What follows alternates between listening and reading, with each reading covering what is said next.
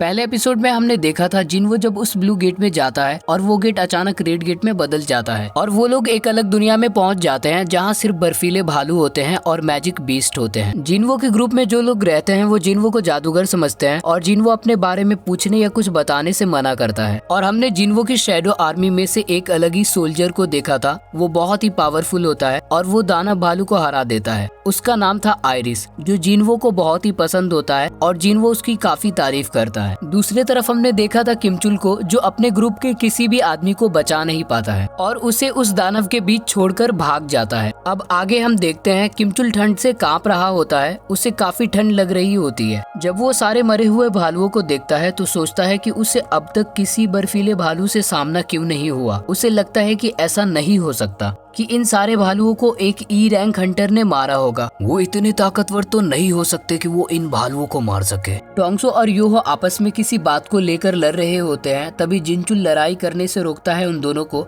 और कहता है, सर आपने ऐन मौके पर अपने हाथ खींच लिए, वरना मेरे हाथ किसी काम के नहीं होते। बताता है आपको उन ई रैंक वाले से इतनी दिलचस्पी क्यों है, क्योंकि उसका सिर्फ ई रैंक है, मैंने उसके बारे में पता किया है। और वो बताता है सर्वेलेंस टीम ने टोंगसुन की मौत की वजह मैजिक बीस्ट को ही बताया है। टोंगसो को ये सारी बातें झूठ लगती है और वो कहता है ये सारी बातें एक मन ग्रंथ कहानी है। जिनचुल बोलता है आप क्यों जिन्वो के पीछे पड़े हो। तब टोंगसो कहता है तुम्हें पता नहीं, मुझे बस उस कमीने को मारने के लिए एक बहाना चाहिए। फिर वो अपनी कार में बैठकर वहाँ से चला जाता है। अगले सीन में हम जिन्वो के दोस्तों को देखते हैं, वो लोग आराम से ठंड का मजा ले रहे थे और उनके पास खाने का सामान भी होता है। किमचुल उन लोगों को देखता है, उनके पास ठंड से बचने के लिए सामान भी है। वो सोचता है ये कीड़े मकोड़े अभी तक जिंदा कैसे बच सकते हैं। वो चिल्लाते हुए कहता है मेरी पूरी टीम इसलिए मारी गई क्योंकि उनके पास हथियार नहीं था। कौन है जो लालच में आके हमसे सामान छुपाया, बताओ जल्दी। उसे लगता है ये सारे पहले से ही मिले हुए थे और जिन्वो की टीम इसलिए ज्वाइन भी किया था। फिर वो अपनी तलवार निकालता है और उसके आगे बढ़ने लगता है। तब जिन्वो उसके सामने आ जाता है और उसे एक किक मार देता है। किमचुल बहुत दूर जाके गिरता है। किमचुल के दोस्त जिन्वो की वजह से नहीं मरे हैं, असल में इसके पीछे ना ही जिन्वो का हाथ होता है ना ही उसके दोस्तों का हाथ होता है। जिन्वो को अपनी शक्ति से पता चल जाता है कि यहाँ मैजिक बीस्ट है। वो कहता है मैं तुम्हें महसूस कर सकता हूँ, तुम सामने आ जाओ। हम उन सारे दानवों के बॉस को देखते हैं, वो एक घोड़े पर बैठा होता है और वो कहता है तुम कीड़े मकोड़े अभी तक जिंदा हो। ये सुनकर जिन्वो को गुस्सा आ जाता है। वो कहता है ये बोलने से पहले तुम अपनी आस्तीन में झांक कर देखो। जब वो मैजिक बीस्ट पूछता है कि तुम्हें मेरी भाषा कैसे समझ आती है, जिन्वो भी समझ नहीं पाता है कि उसे उनकी भाषा कैसे समझ आ रही है। बॉस बोलता है इस ग्रुप में कोई ऐसा है जो बहुत ही ताकतवर है, तो ये मेरा दोस्त है जो अपनी ताकत आजमाना चाहता है। वो इतना बोल ही रहा होता है तभी जिन्वो एक झटके में उसके दोस्त की गर्दन काट देता है।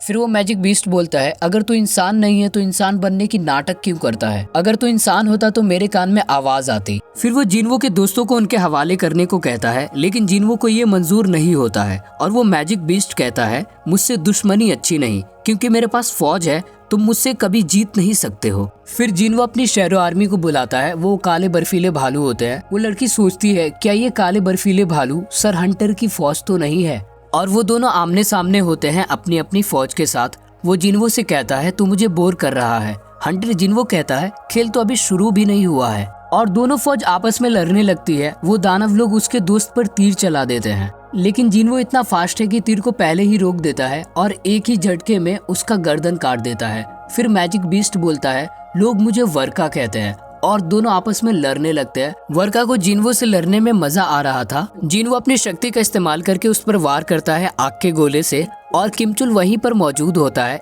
और वो तलवार उठाकर जिन्वो को मारने के लिए दौड़ता है, और इस लड़ाई में किमचुल मारा जाता है आइरिस के हाथों। फिर हम आइरिस को देखते हैं, वो बहुत गुस्से में होता है। जिन्वो के कहने पर वो वर्का से लड़ने लगता है। आइरिस बहुत वार करता है वर्का पर, लेकिन वर्का इतना फास्ट होता है कि सभी वार से बच जाता है। वर्का कहता है मैं जानता हूँ तू बहुत ताकतवर है, चल देखते हैं तेरी सेना मेरा क्या कर लेगी। जिन्वो की सेना वर्का पर वार करती है आग के गोले के साथ, फिर भी वो बच जाता है, लेकिन जिन्वो उसे इतनी तेजी से मारता है कि उसे कुछ भी समझ में नहीं आता है। फिर उसकी कहानी खत्म हो जाती है जब आइरिस उसे एक हथौड़ा मार देता है। जिन्वो कहता है चलो किसी तरह हरा तो दिया, लेकिन भाई आइरिस रुकता ही नहीं है, उसे मारे जा रहा था।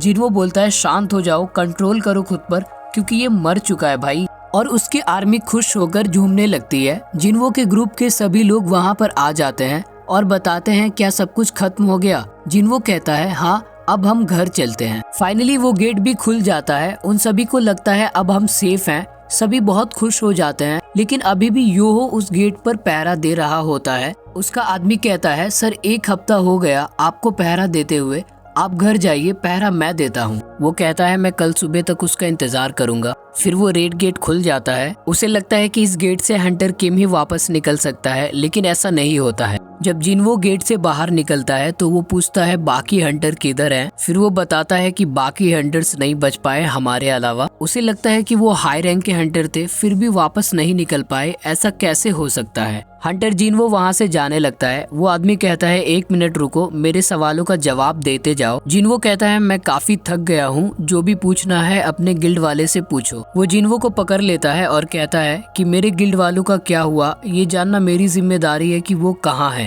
जिनवो को गुस्सा आ जाता है और वो कहता है तुम्हारे गिल्ड के जो 2 लोग बचे हैं उसे मैंने ही बचाया है, इसलिए मुझसे इज्जत से बात करो। वो जिनवो से कहता है तुमने बिल्कुल सही कहा, मैं अपनी गलती पर शर्मिंदा हूँ, मुझे माफ कर दो। फिर वो आदमी कहता है ये लड़का है कौन? ये तो हमारा दोस्त नहीं लग रहा है। वो लड़की कहती है जब वो बॉस को हराए तो ये काफी चिड़चिड़े हो गए थे। फिर जिनवो अपनी गाड़ी में बैठकर आराम करने के लिए अपने घर चला जाता है। फिर वो मैनेजर आहन से कहता है कि ये लड़का मुझे किसी भी कीमत पर अपने गिल्ड में चाहिए। फिर जिनवो उस लड़की को ड्रॉप करता है। फिर वो लड़की उसका शुक्रिया करती है कि तुमने मेरी जान बचाई, मैं आने वाले दिनों में तुम पर ही भरोसा करूंगी। जिनवो के हाथ में हम एक चीज देखते हैं। जिनवो सोचता है ये शायद किसी हाई रैंक वाले की हो सकती है। जिनवो वर्का की परछाई को कई बार लेने की कोशिश करता है, लेकिन नहीं ले पाता है। उसे अफसोस होता है कि मैं क्यों नहीं उसकी परछाई को ले पाया, ये मेरे साथ अच्छा नहीं हुआ। जिनवो नहाते हुए भी यही सारी बातें सोच रहा था कि मेरे साथ ऐसा क्यों हुआ है।